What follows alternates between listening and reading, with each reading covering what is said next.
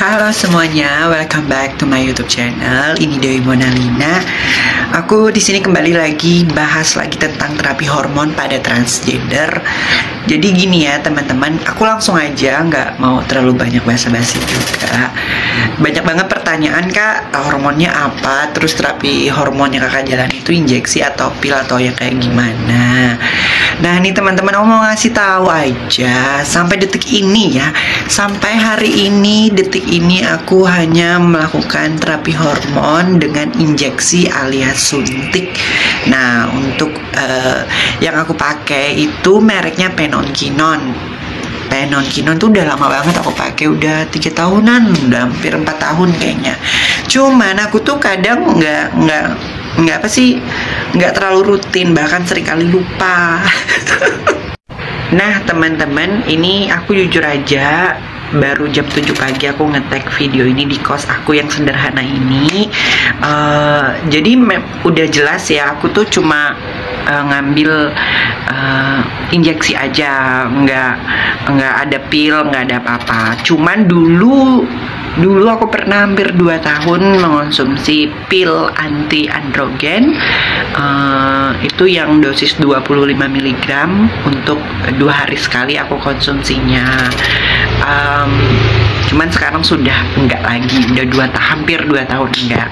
Karena kenapa? Karena menurut aku bodiku tuh udah oke lah ya, kalau aku pribadi nilainya. Karena kan yang bercermin di depan cermin kan tubuhku sendiri, diriku sendiri. Jadi aku merasa sudah nggak perlu lagi dengan anti androgen. Jadi jelas banget aku hanya dengan injeksi aja. Aku pakai injeksi itu Penonkinon ya. Aku suntiknya seminggu sekali, bahkan bisa 10 hari sekali. Tapi dengan catatan aku tuh nggak terlalu rutin juga guys, karena mungkin saking sibuknya aku akhirnya lupa. Pernah loh aku 2 bulan sama sekali tanpa injeksi hormon, dan memang kelihatan banget sih efeknya kalau kita sudah berhenti. Seorang trans akan terlihat banget efeknya kalau kita tuh berhenti terapi hormonnya. Nah, kenapa sih aku menyarankan kombinasi dengan pil anti androgen? Ya bagi teman-teman yang mungkin tubuhnya gimana ya, terlalu maskulin looknya, bisa dikombinasikan dengan pil anti androgen yang 25 mg. Itu bisa dikonsumsi 2 hari sekali ya. Jangan overdosis ya teman-teman, jangan overdosis. Ada juga nih pertanyaan unik ya dari subscriber, viewers. Kak, kalau Penonkinonnya cuma diolesin ngefek nggak? Ya iyalah nggak ngefek, sayangnya kamu dapat hidayah dari mana jadi sampai punya kesimpulan kayak gitu? Nggak ada. Jadi nggak ngefek sama sekali. Kalau beneran mau ya disuntik. Kalau kamu nggak bisa suntik sendiri, kamunya boleh minta tolong sama mungkin perawat atau bidan yang ada di areanya kamu gitu ya. Jadi jangan berani suntik sendiri kalau merasa takut atau masih merasa ragu-ragu. Nggak perlu diri kamu, intinya minta tolong aja lah ya, minta tolong gitu sama orang yang berkompeten. Juga nih aku mau ngasih tahu buat teman-teman yang baru pemula mau atau sedang melakukan terapi hormon transgender dengan injeksi atau pil ya. Aku mau ngasih tahu jangan overdosis dan harap bersabar aja, karena proses terapi hormon itu butuh waktu. Jadi nggak ada yang tiba-tiba hari ini suntik langsung tiba-tiba celing hasilnya, tuh nggak ada. Butuh waktu minimal dilihat dulu mulai dari 1 bulan, 2 bulan, dan 3 bulan tuh biasanya sudah nampak hasilnya. Normalnya sih segitu biasanya. Tapi aku punya teman juga sih yang sebulan sama sekali belum ada efeknya, sampai aku saranin kombinasi dengan pil anti androgen. Jadi kalau sebulan gak ada efeknya, coba deh pakai pil anti androgen. Nah ini juga ada juga sih pertanyaan yang berat-berat gitu ya, tapi aku berusaha untuk menjawabnya. Nah kalaupun teman-teman ternyata gini ya, kita balik dulu bahwa keadaan ekonomi kita kan berbeda-beda ya.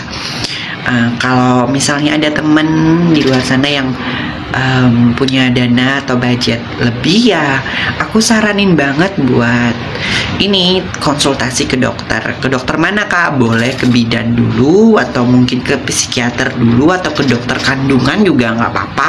Dokter yang berhubungan dengan hormon itu masih ada sangkut pautnya sih. Jadi jangan ragu bertanya, datang aja ke bidan atau ke dokter kandungan sih lebih bagus ya. Tapi sebenarnya kalau mau ke psikiater aja, psikiater nanti bakal ini diarahkan ke dokter mana yang lebih tepat. Jadi jangan khawatir. Jadi jelas ya, jadi alurnya itu buat teman-teman yang mungkin punya budget lebih, datang ke psikiater dulu, nanti akan diarahkan dokter mana yang pas untuk memberikan resep atau ngecek kesehatan kita, medical check up-nya untuk terapi hormon transgendernya. Kenapa sih disarankan ke psikiater dulu? Supaya kita benar-benar yakin nih sama diri kita, benar-benar mau tanpa paksaan dan tekanan dari pihak manapun dan oleh siapapun, bahwa kita benar-benar menjalani terapi hormon itu adalah keputusan untuk diri sendiri, kayak gitu maksudnya. Dan lalu setelah kita konsultasi dengan psikiater, nanti akan diarahkan dan ditunjuk dokter yang pas untuk menangani terapi hormon transgender. Dan di situ biasanya kita di medical check up sih. Itu pengalaman dari teman aku, karena aku sendiri juga belum pernah dengan dokter gitu ya teman-temannya, belum pernah. Ini aku doing by myself aja. Dan juga nih ya, apa sih keuntungannya kalau konsultasi lewat psikiater dan lalu ditunjuk dokter hormon? Paling penting dan paling untungnya itu adalah kita tuh mendapatkan dosis yang pas buat tubuh kita, karena kan setiap tubuh orang tuh kan beda-beda. Nah, jadi paling pas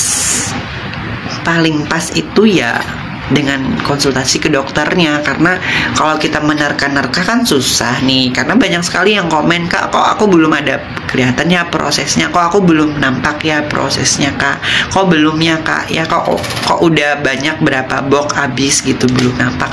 Ya bisa aja dosisnya itu kurang, tapi kan aku juga nggak bisa ngasih dosis karena aku bukan dokter. Jadi aku nggak berani, aku hanya cerita pengalaman pribadi aku berdasarkan pengalaman pribadi, bukan dari dokter. Nah teman-teman, jadi itu dulu konten vlog kali ini. Aku baru bangun nih, mandi aja belum. Kalau ada pertanyaan langsung tulis di kolom komentar aja. Dan kalau teman-teman kamu pengen dibikinkan atau mau bahas apa, tulis aja di kolom komentar, jangan ragu ya sayangnya. Dan mau ngasih tahu nih, aku tuh nggak bisa dan memang juga nggak ada waktu teman-teman, jujur aja nggak bisa punya waktu ngebalasin DM via Instagram atau WhatsApp, tuh nggak punya waktu jujur aja. Jadi kalau ada apa-apa, ada pertanyaan, tulis langsung aja di kolom komentar, cepat atau lambat ya aku usahakan akan aku balas ya sayangnya. Makasih semuanya.